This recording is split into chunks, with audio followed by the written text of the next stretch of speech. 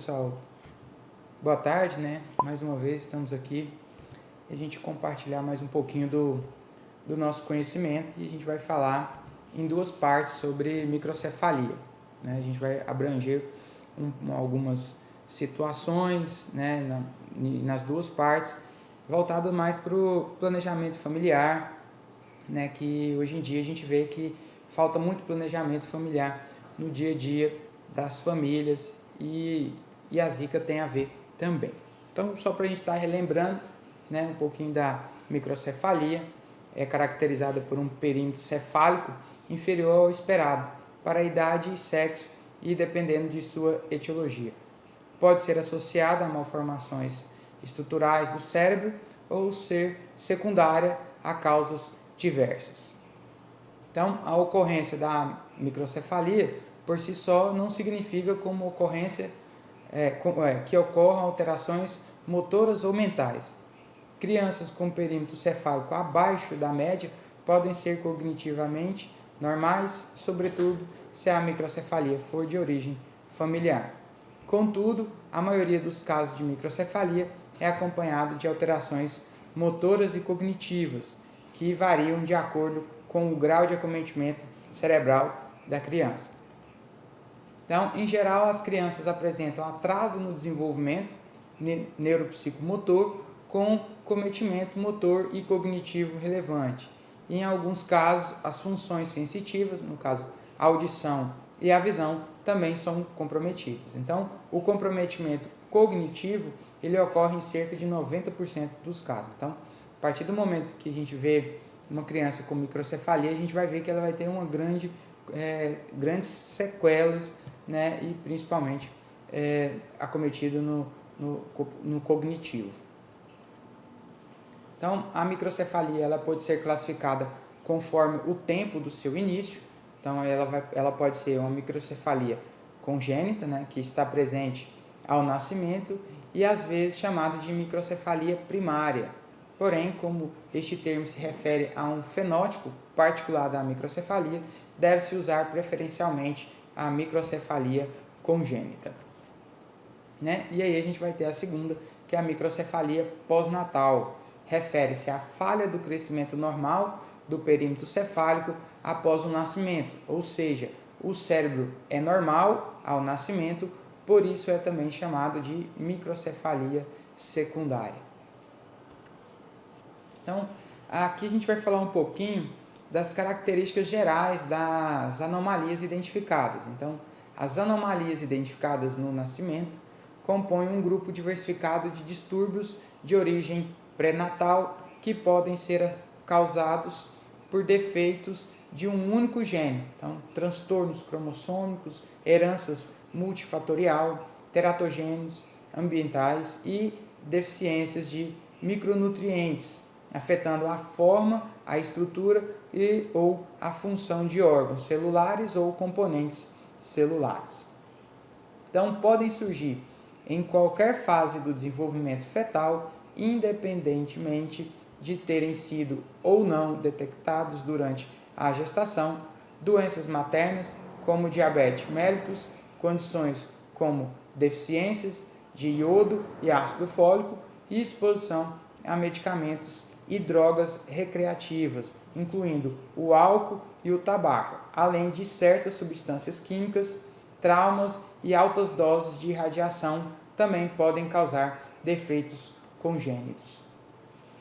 Dentro disso, a gente vai ver que existe uma classificação e uma nomenclatura, né, para todo esse processo. Então, as anomalias congênitas elas podem ocorrer de forma isolada ou associada, né? Duas ou mais anomalias, sendo que nesse último a apresentação busca-se o mecanismo etiopatogênico único. Então, no ambiente da fisiopatogenia, as anomalias congênitas podem ser agrupadas em alguns fatores, como malformação, né, que é um defeito morfológico de um órgão, parte de um órgão ou região maior do corpo, resultante de um processo de desenvolvimento intrinsecamente anormal. E aí a gente tem os exemplos, né, do lábio leporino, síndrome de Down entre outros. Então, essa malformação ela vai ocorrer em qualquer fase durante a gestação, né? Aí a gente vai ter também as deformidades, né? Forma ou posição anormal de uma parte do corpo causada por força mecânica ou traumatismo. Então, uma estrutura deformada intraútero que originalmente, geneticamente, né, estava definida para se desenvolver normalmente e cujo processo de desenvolvimento foi alterado por agentes mecânicos. Então, a gente vai ter, por exemplo, um pé torto, né, por miopatia, luxação congênita do quadril, né, entre outras situações que vão ser provocadas mecanicamente. Disrupção ou ruptura é um defeito morfológico de um órgão, de parte de um órgão ou de uma região maior do corpo, resultante do desarranjo do processo de desenvolvimento originalmente normal, que fica comprometido por interferência de um fator extrínseco, tais como infecções congênitas. Aí a gente tem rubéola, sífilis, a AIDS, citamegalovírus, varicela, toxoplasmose, entre outros também, né? Então vai ter várias outras ainda. A isquemia intrauterina, radiações ionizantes, outras agressões teratogênicas, né? Drogas como a talidomida, aspirina, tetraciclina, calmantes, aminoglicosídeos, quinolonas, idantoína, a varfarina, alcoolismo materno e as drogadições, né, como a cocaína. Então, a gente tem aí como exemplo a microcefalia, anormalidades da retina por uso de cocaína, a genesia, né, de segmentos dos membros por uso de talidomida, entre outras alterações. As displasias são as anormalidades na organização celular ao formarem tecidos e os seus resultados morfológicos. Exemplos, os hemangiomas, né, e a telangiectasias, né, que é um dos fatores que ocorrem a displasia. E aqui a gente tem alguns dados, né, epidemiológicos que a gente acaba percebendo que tem muitos fatores que influenciam e passam despercebidos por nós profissionais. É muito interessante a gente ter essa avaliação dos dados epidemiológicos, a gente sempre está se atualizando, visualizando esses dados, até para a gente ver o que está acontecendo, né, epidemiologicamente dentro do nosso município, dentro do nosso estado, para que a gente consiga ver o que está sendo feito para melhorar e o que não foi feito ainda para estar melhorando essa atuação. Então, dentro dos dados epidemiológicos, a gente vai ter a prevalência, né, de malformações congênitas e heterogêneas e influenciada por fatores geográficos, socioculturais em todo o mundo. Então, segundo publicações recentes, né, com base nos registros de estudos colaborativos latino-americanos, né, de malformações congênitas, é considerado os nascidos em 129 maternidades da América do Sul. Então, 25 são 19,4% dessas estão no Brasil. Então, entre 1995 a 2012, foram registrados 25.082 recém-nascidos com malformações em um total de 2.553.424 nascidos. Então, as malformações congênitas mais prevalentes por 10.000 nascidos. Então, eles foram identificados, né? A polidactilia pós-axial, que deu 14,7 para cada 10.000. A síndrome de Down, que foi de 12,3 para cada 10.000. A hidrocefalia, que foi de 6,7 para cada 10.000. A microtia foi de 6,5 para cada 10.000. A fissura labial com fissura de palato, né, 6,2 para 10.000. A espinha bífida de 5,4 para 10.000 e a anencefalia de 4,7 para 10 mil. Então, se a gente for ver, a gente tem um índice bem alto, né, para essas malformações congênitas. Então, segundo a OMS, informações sobre a prevalência de microcefalia congênitas são limitadas. Então, em todo o mundo, os registros de defeitos congênitos apresentam taxas de microcefalias congênitas variando de meio por 10 mil nascidos e, né, a 10 a 20 por 10 mil nascidos. Então, considerando a definição do perímetro cefálico menor ou igual a 3 desvio padrão para a idade e para o sexo, a gente vai ter uma microcefalia severa. Então essas estimativas elas vão incluir natimortos e abortos, mas excluem os casos de microcefalia associado à anencefalia e à encefalocele. Então, eles acabam tendo um viés dentro desse contexto. Então, na Europa, a prevalência da microcefalia é estimada de 2,85 para 10 mil nascimentos. Então, o intervalo de confiança é de 95%, né? De 2,69 a 3,2 por 10 mil nascidos. Então, segundo a Eclance, né? A prevalência de microcefalia congênita no Brasil é estimada em 1,8 por 10 mil nascidos. Então, o intervalo de confiança é de 95%, né? 1,48 a 2,27 por 10 mil nascidos. Então, 10,6 essa estimativa foi obtida a partir de uma correção das tendências seculares sancionais existentes, bem como o efeito de hospitais como taxas extremas de prevalência.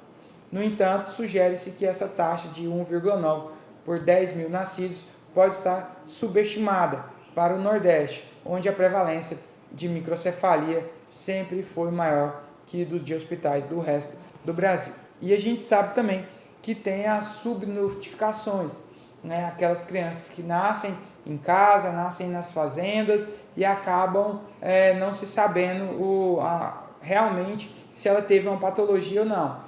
Muitas vezes a mulher tem um aborto, né? E ela acaba ali, eles mesmos descartam o feto, então não leva para um hospital para fazer todo um registro e a gente poder estar fazendo todo o cadastro. Então acaba que a gente fica perdendo também. Por isso que eles sempre dão essa margem de erro e a gente sabe também que as notificações muitas vezes não são preenchidas corretamente. E aí você se perde e acaba perdendo esse paciente, porque esse paciente vai embora, às vezes ele não é da região, ele mora em outro lugar e a gente acaba perdendo esse paciente por mau preenchimento também da ficha. Então, doenças, né, transmissíveis durante a gestação. Então, algumas doenças transmissíveis, quando ocorrem durante a gestação, podem ser transmitidas para o feto pela placenta ou pelo canal do parto. Então, a placenta é uma barreira natural contra infecções no feto, no entanto, a presença de certos tipos de anticorpos maternos no RN indica a passagem do agente pela barreira placentária.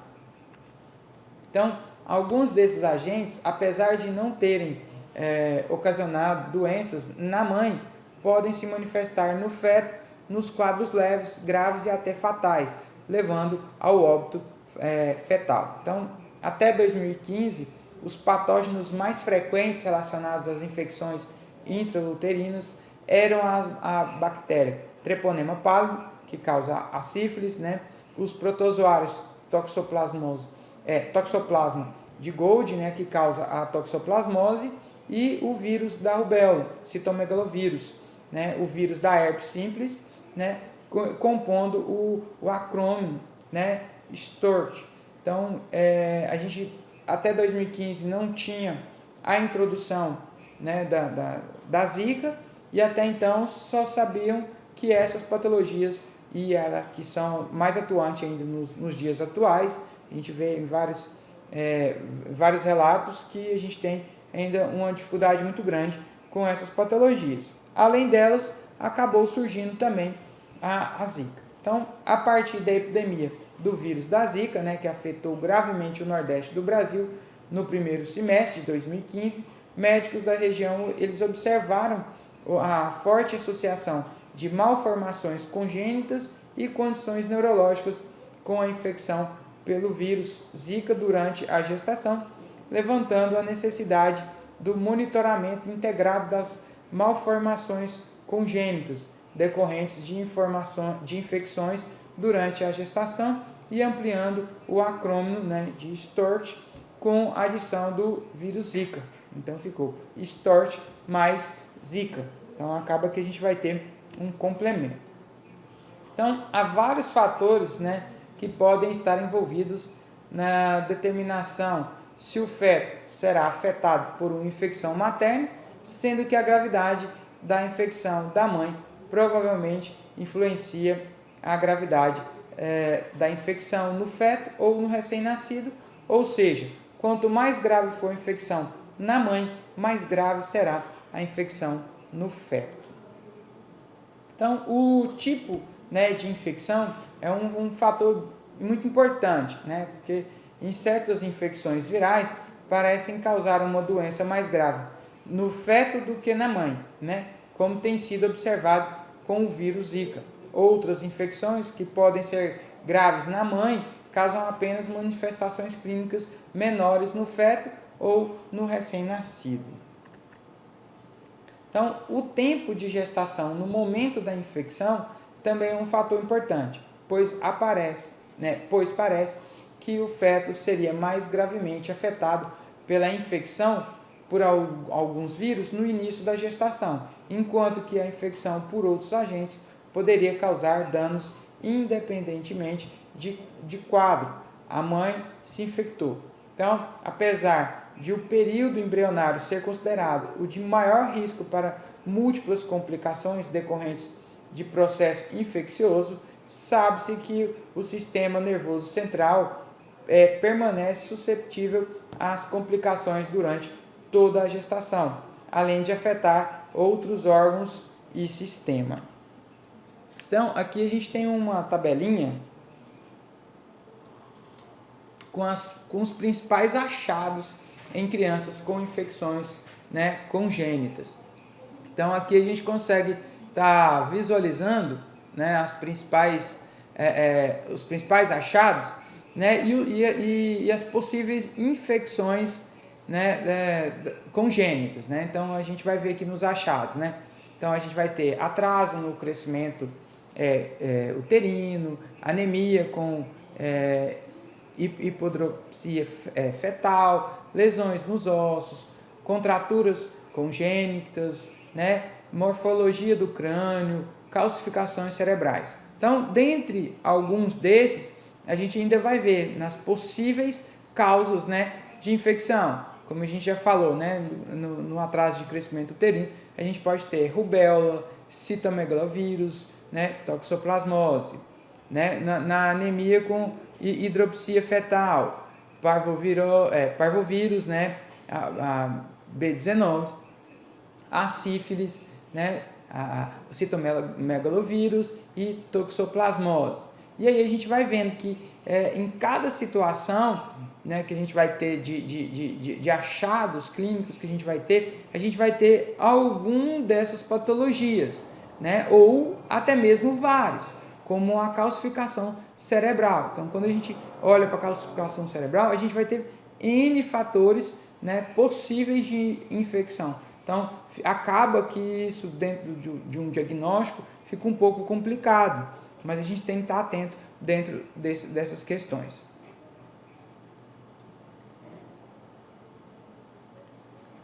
Então, a infecção pelo vírus Zika, né, que é uma doença aguda pelo vírus Zika, a infecção pelo Zika, ele pode ocasionar um aspecto clínico que varia de manifestações inaparentes, sem a percepção da apresentação de sinais ou sintomas, passando por um quadro clínico com manifestações brandas e autolimitadas, e podendo se manifestar com complicações neurológicas e também por doenças congênitas. Então, segundo alguns poucos estudos disponíveis, porque por mais que a gente olhe para trás, né, fala assim, nossa, 2015 está bem longe, ainda não se sabe muita coisa sobre a patologia. Estamos engateando ainda em todos os contextos, né, de ver como que está sendo desenvolvido e tudo mais. Então, as manifestações clínicas em decorrências da infecção pelo vírus Zika são percebidos em cerca de 20% de casos infectados. Então, na maioria das vezes, a doença é autolimitada, durando aproximadamente de 4 a 7 dias, podendo estar acompanhada das seguintes manifestações. Então, mais comuns. Então, ele vai estar com exantema maculopular, febre, artralgia, conjuntivite não purulenta, cefaleia, mialgia e prurido. Além dessas manifestações, também foram descritos casos, né, de síndrome de Guillain-Barré e outras manifestações neurológicas. Então, na literatura, há referências de poucos casos apresentando icterícia, constipação, hematúria. Então, quando infectada, mesmo não apresentando sinais e sintomas aparentes da doença, uma gestante poderá transmitir o vírus para o feto, podendo ocasionar desde o aborto espontâneo, né, o óbito fetal ou as anomalias congênitas. Então, a síndrome congênita, né, associada à infecção pelo vírus Zika. Então, além de microcefalia congênita, uma série de manifestações, incluindo desproporção crânio-facial, espasticidade, convulsões, irritabilidade, disfunção do tronco encefálico, como problemas de deglutição, contraturas de membros, anormalidades auditivas e oculares e anomalias cerebrais detectadas por neuroimagem, têm sido relatadas entre neonatos que foram expostos ao vírus Zika durante a gestação. Então, os achados de neuroimagem incluem calcificações corticais, subcorticais, malformações corticais, padrão simplificado de giro, alterações migratórias, hipoplasia do tronco cerebral, cerebelo e ventriculomegalia. Então, embora a microcefalia congênita tenha o achado inicial para o reconhecimento da síndrome, algumas dessas manifestações neurológicas ocorrem sem a microcefalia associada e só se tornam evidentes após o nascimento. Então, esses achados foram percebidos no início da epidemia em decorrência da adoção da definição de casos operacionais de 33 centímetros, né, que foi colocado pelo Ministério da Saúde. Então, as anormalidades relatadas de forma consistente neste lactente incluem os achados anormais de neuroimagem, sugerem que uma síndrome congênita semelhante à da rubéola congênita ou infecção por citomegalovírus é atribuível à infecção pelo vírus Zika durante a gestação. Então, com base numa revisão de estudos observacionais de corte e de casos controle, atualmente há um forte consenso científico de que o vírus Zika é uma causa da microcefalia ou outras complicações neurológicas que em conjunto constituem a síndrome congênita do vírus Zika. Então a gente começa a perceber que essas alterações que foram ocorrendo, né, até tentar entender o que estava acontecendo em 2015, tem muitas das perguntas que foram feitas em 2015 que ainda não chegou-se a uma resposta. Algumas a gente já está vendo o curso, né, que se está tendo através desse tempo, do período, que a gente vai visualizando com as mães e com as crianças.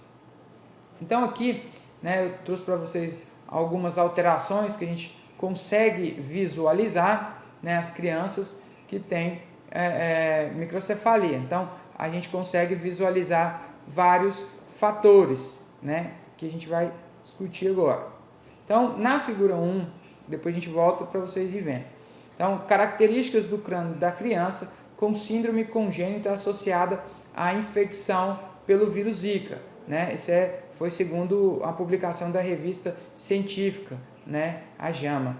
E na letra A gente vai ter uma vista lateral de um RN com infecção congênita pelo vírus Zika, e a gente observa, né, a grave diminuição da abóbada craniana, irregularidades do crânio e rugas no couro cabeludo. Então, a gente consegue visualizar que a gente vê todas essas estruturas, né, que tem um tecido sobrando, uma diminuição de outros tecidos. Então, acaba que a gente vê a característica da criança com a microcefalia. Então, na letra B, a gente vai ter, né, o excesso de pele formado pela dobra e a rugosidade do couro cabeludo de um RN, né, de 3 meses de idade, com presumida infecção congênita pelo vírus Zika. E na letra C, a gente vai ter a radiografia lateral do crânio do recém-nascido, mostrando colapso parcial dos ossos cranianos com o occipital proeminente. Então, a gente volta lá na figura para vocês ir revendo, né? A gente observa toda a característica da criança, né? Da caixa craniana dela. Então, aqui no raio-x a gente consegue ver toda essa proeminência, né? E a calcificação do tecido, né? No caso da criança. Na imagem D, né? Da ressonância magnética fetal, mostrando o mesmo fenótipo com 29 semanas de gestação. A ponta da flecha branca vai indicar a área occipital. A E e a F, reconstrução tridimensional do crânio em uma criança de 3 meses, né, mostrando o deslocamento descendente dos ossos frontais e parental, enquanto o osso occipital parece estável. Então, aqui a gente consegue ver na setinha branca aqui, ó, né, que a gente consegue ver toda essa alteração. E na E e na F a gente vê uma reconstrução de formato 3D, que a gente consegue visualizar toda a estrutura, né, da caixa craniana da criança.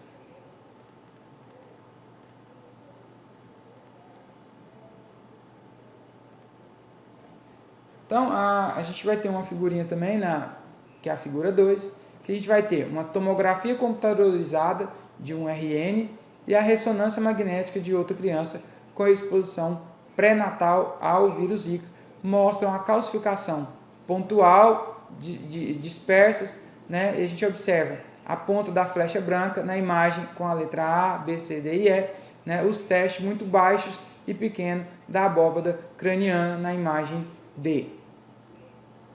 Então, por um aumento de espaço extraaxial e pela ventriculomegalia, na imagem A, B, C, D, E e F, observa-se o desenvolvimento giroscópio, né, pobre com poucos sulcos, flechas de imagem, né, A e E, desenvolvimento giral pobre, né, com um córtex irregular, mais consistente com o polimicrogiria, né, pontas na imagem F. Então, os achados e o cerebelo, achatados e cerebelos pequenos, pontas e asterísticos na imagem D. Então, a prateleira occipital causada pelo colapso do crânio é observada em ambos os bebês. Então, a gente vai conseguir visualizar aqui na imagem, né, dentro de todas essas flechas, essas alterações, né, que a gente vai estar visualizando em cada uma da imagem. Então, são todas sugestivas, né, de alterações causadas pelo Zika vírus. Então, a criança ela já tem um pré-diagnóstico ali mesmo, né, antes mesmo de nascer ou após o nascimento. Então, na figura 3, né, são apresentadas imagens de fundo de olho com um grande ângulo, né, reticam, de um menino com infecção congênita pelo vírus Zika. Então, observe-se a hipoplasia do nervo óptico com um sinal de anel duplo, aumento da proporção copo-disco, né, vasos sanguíneos atenuados, manchas pigmentares grosseiras e cicatrizes corioretinoides retiniana na região macular.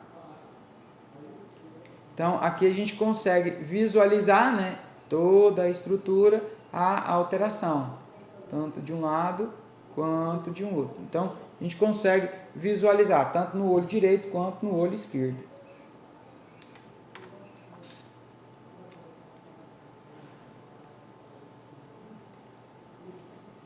Então, aqui a gente tem algumas alterações também, né, nas mãos, nos pés, nas pernas, né, nos membros superiores e inferiores da criança também. Então, nessa figura 4, característica dos membros, né, de crianças com a síndrome congênita da vírus, também publicado pela a revista científica, né, Medical Journal, né? Então, na letra A gente consegue ver lá na imagem A, contraturas de flexões de joelho, né? Na B, hiperextensão do joelho, luxação do joelho, pé torto congênito, deformidades, né, de segundo, terceiro e quarto dedos, e na E, contraturas articulares nas pernas e nos braços, sem envolvimento do tronco.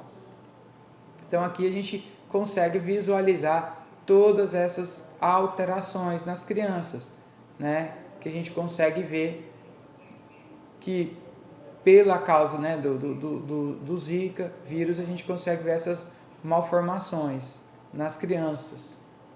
Então a gente consegue visualizar, né, após o nascimento. Então, quando a gente for fazer o exame físico, que a gente até falou isso anteriormente em uma outra aula, né, detalhando as questões do exame físico, como que a gente tem que proceder dentro desse processo.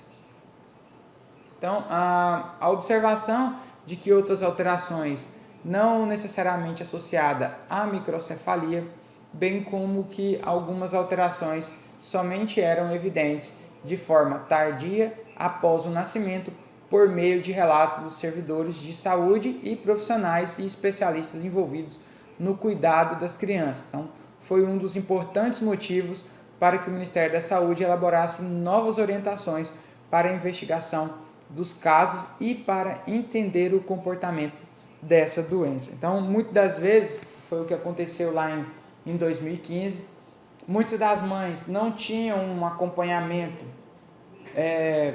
adequado para a gestação, não fez o pré-natal corretamente, então elas descobriram somente no final, então só foram descobrir quando a criança nasceu.